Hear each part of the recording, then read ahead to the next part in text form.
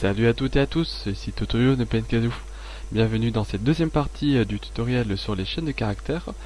Nous allons voir comment extraire des caractères, comment les déplacer et comment retrouver des caractères dans une chaîne. Je ferai certainement après une troisième partie sur les chaînes de caractères en vous montrant quelques astuces intéressantes avec ces fonctions pour vous montrer également justement toute la puissance des fonctions de chaîne de caractères. Voilà. Donc sans plus attendre, nous allons commencer par l'extraction de caractères. Alors également, pour rappel, les chaînes de caractères n'existent que sur les graphes 25 Plus Pro, 35 Plus USB, 75, 85, 85 SD, 95 SD et également sur les FX CG10 20. Pour les 85 SD, assurez-vous d'avoir la version 2.0 ou plus. Voilà. Donc moi j'ai la version 2.04. Si vous avez la version 1, 1.10, 1.11 ou 1.0, allez regarder la description et vous avez un lien pour mettre à jour votre calculatrice pour avoir la version 2.0 et ainsi avoir les chaînes de caractères. Alors, pour rappel, les chaînes de caractères se trouvent dans le menu PRGM. Donc le menu PRGM, vous faites Shift, puis var. Ensuite, vous appuyez sur F6, encore F6. Puis là, vous avez l'onglet STR, donc F1. Si vous ne l'avez pas et que vous avez une 85 ou 85 SD, toujours pour rappel, vous la mettez à jour. Sinon, je suis désolé pour vous, mais il n'y a pas moyen d'avoir les chaînes de caractères sur les calculatrices qui sont plus anciennes. Sans plus attendre, commençons donc par la fonction strmid qui permet d'extraire des caractères dans une chaîne. Donc strmid en F3, nous allons taper par exemple Casio. Ensuite, donc le premier paramètre c'est la chaîne. Vous pouvez très bien mettre str1, str2, je ne répéterai pas à chaque fois quand je mettrai une chaîne de caractères, vous pouvez mettre ce que vous voulez, tant que c'est une chaîne de caractères bien sûr. Ensuite, le deuxième paramètre que demande strmid, c'est la position du premier caractère qu'on va extraire. Donc par exemple, je vais mettre 2. Donc 2, ça va représenter la lettre A. Ensuite, il demande un troisième paramètre, c'est le nombre de caractères qu'on veut récupérer. Donc, par exemple, je vais mettre 3. Donc si on suit la logique, nous dire donc le premier caractère A, enfin le premier caractère qu'on va récupérer, donc qui est en deuxième position, c'est la lettre A, et ensuite on veut récupérer 3 caractères, donc il va nous renvoyer normalement ASIO. Voilà, on exécute et on retrouve bien ASIO. Si jamais j'avais mis 4, il me renvoie ASIO, il n'y a pas le C parce qu'on commence à partir du deuxième caractère. Si jamais je veux mettre par exemple 8, on voit bien que Casio n'a que 5 caractères et qu'il ne peut pas envoyer 8. Il va me renvoyer Casio. Et pour être sûr que montrer qu'il ne, vous voyez, il ne récupère bien que ASIO et il ne complète pas les caractères manquants par des espaces par exemple. Comme vous pouvez le constater, il prend que les 4 premiers caractères, puis si vous lui demandez plus, il n'en envoie pas plus.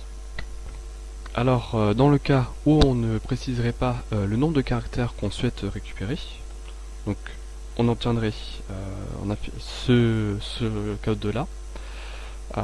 Il va nous récupérer en fait tous les caractères à partir du premier caractère qu'on souhaite récupérer. Donc ici à partir du A. Donc c'est pour ça qu'il nous envoie O. Et par exemple si on met que 3, il va nous renvoyer SIO. Si je mets 4, c'est qu'à partir du quatrième caractère jusqu'à la fin. Voilà. Alors ensuite nous allons aborder une autre fonction qui s'appelle strleft. strleft va récupérer tous les caractères à partir de la gauche de la chaîne. Donc je vais vous montrer un exemple pour que vous compreniez mieux. Donc strleft. Donc là en fait on va récupérer les 4 premiers caractères à gauche de Casio. Donc on va récupérer quasi. Voilà. Si je mettais 3, K, enfin casse, Celui si je mets 2, il va envoyer K. On peut très bien mettre 1 qui va envoyer juste le C. Donc il va envoyer le premier caractère de la chaîne Casio. Alors ensuite, on peut également faire dans l'autre sens, donc par la droite. Donc là vous avez str right, qui veut dire donc droite en anglais, left veut dire gauche. Je pense que vous avez tous bien suivi vos cours d'anglais à l'école.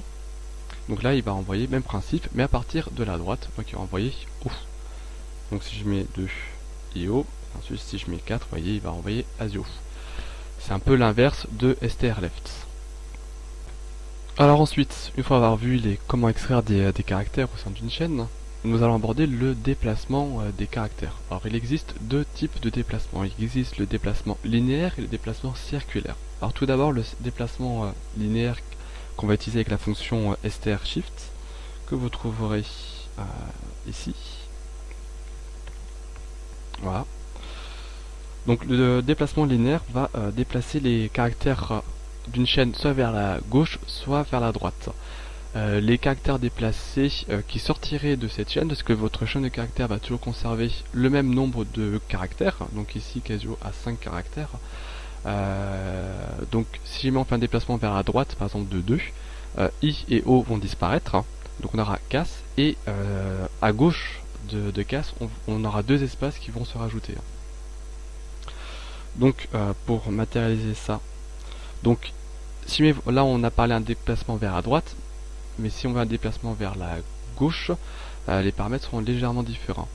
Donc pour faire un déplacement vers la droite, n doit être négatif. Hein, n, le nombre de caractères qu'on veut déplacer va être négatif. Donc là en l'occurrence, si on va avoir par exemple affiché que CAS, on va mettre -2. On veut faire un déplacement de -2 caractères. Et comme vous pouvez voir, il y a bien deux espaces sur la gauche. Vous voyez que CAS est légèrement décalé. Ensuite, si je veux faire un déplacement de la gauche, il faut mettre un nombre de caractères déplacés vers nombre de caractères déplacés ici positif. Donc là, on va mettre 2. Donc on va voir, normalement, si je ne me trompe pas, CIO, CA vont disparaître. Et là, on a bien eu deux caractères qui se sont également rajoutés sur la droite pour compléter. Vous voyez, il y a deux espaces à côté de SEO. Donc retenez bien, donc pour faire un déplacement vers la gauche, comme là on vient de voir, il faut mettre le nombre de caractères en positif. Si on veut faire la droite comme dans le premier exemple, il faut que le nombre de caractères qu'on déplace soit négatif.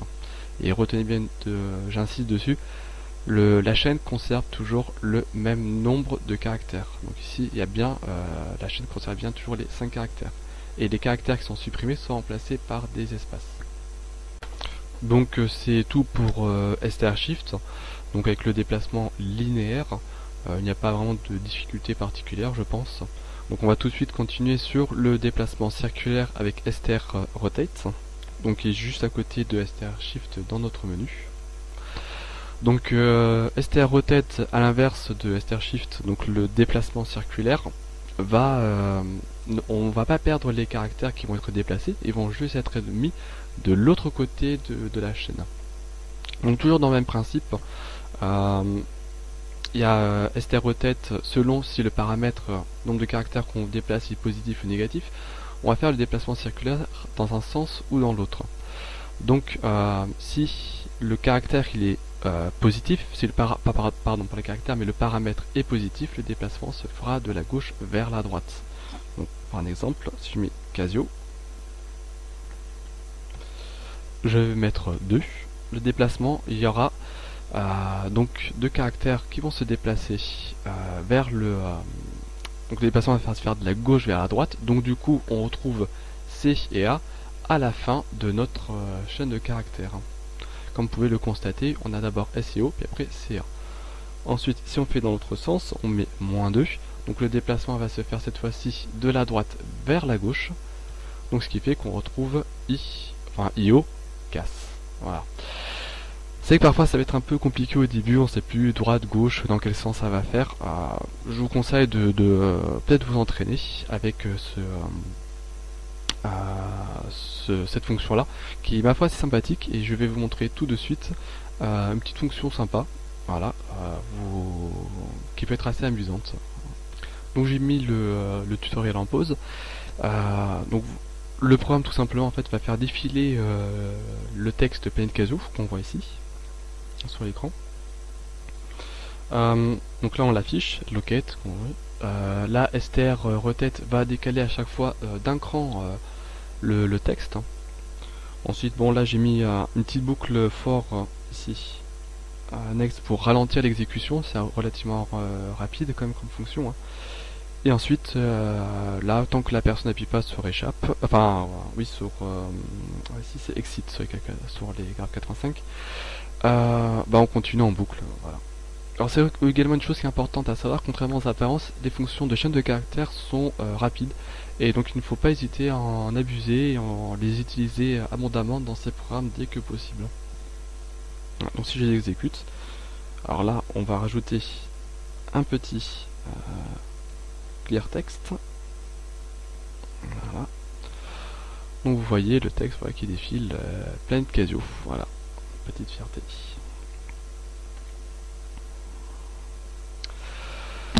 Voilà. Ensuite, dernier caractère, enfin dernière fonction, pardon, str cherche, donc qui va nous permettre qui va nous renvoyer la position d'un caractère. Voilà, si jamais on recherche par exemple dans le mot Casio, je voudrais savoir où est positionnée par exemple la lettre A. Donc là il dit que c'est en position 2. Si jamais la lettre O, ça sera en position 4. Si je mets le caractère Z, je voudrais savoir s'il y a un caractère Z dans Casio. Il renvoie à 0, il n'y a aucun caractère Z, enfin aucun caractère justement correspondant dans la chaîne de caractères qu'on recherche. Il y a également un troisième paramètre qu'on peut mettre à cette fonction, hein. C'est lui dire en fait, je voudrais que tu recherches à partir par exemple du troisième caractère. Là je vais prendre un autre exemple, hein. Alors, je vais mettre Totoyo en pseudo. Et là je lui dis bon, je sais que de toute façon il y a un O au début, donc dans le deuxième caractère, mais au-delà, est-ce qu'il y a d'autres O encore? Voilà par exemple. Et elle me dit oui, effectivement il y a encore à partir de la position 3, je retrouve un autre O à la position 4. Voilà.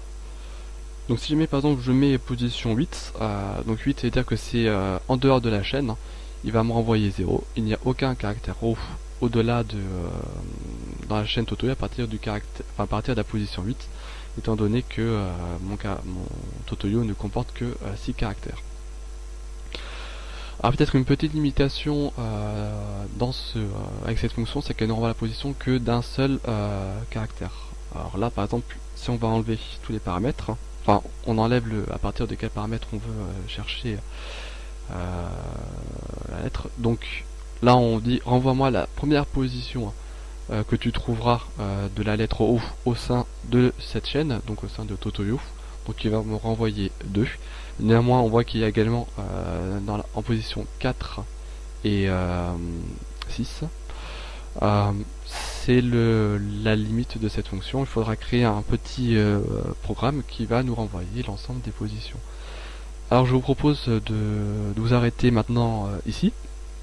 J'ai envie de faire une troisième vidéo sur les chaînes de caractères, mais cette fois-ci non plus on va pas vous présenter des fonctions parce que je pense vous les avoir à peu près toutes montrées. Je vois qu'il y a peut-être celle-ci que je n'ai pas parlé, mais je ne la connais pas, donc je vais faire des recherches dessus. Et dans cette troisième partie, je vous montrerai quelques astuces que j'aurais trouvées qui sont sympathiques pour l'utilisation des chaînes de caractères, notamment par exemple pour connaître toutes les positions, toutes les occurrences d'une lettre, enfin d'un caractère au sein de la chaîne, donc arriver à envoyer les positions 2, 4 et 6. Je pense également notamment pour tester l'existence d'une liste, hein. Donc comme vous savez, si jamais on fait dim liste sur une liste qui n'est pas initialisée, donc qui n'a aucune case, on renvoie un magnifique dim error. Et avec les chaînes de caractères, je vais pas vous en dire trop, mais il y a la possibilité de savoir si une liste existe. Voilà. Donc ça sera tout pour aujourd'hui. Amusez-vous bien avec ces nouvelles fonctions que je vous ai apprises. J'espère qu'elles vous seront utiles. Et je vous dis à très bientôt pour la troisième partie. Allez, ciao ciao, bonne programmation.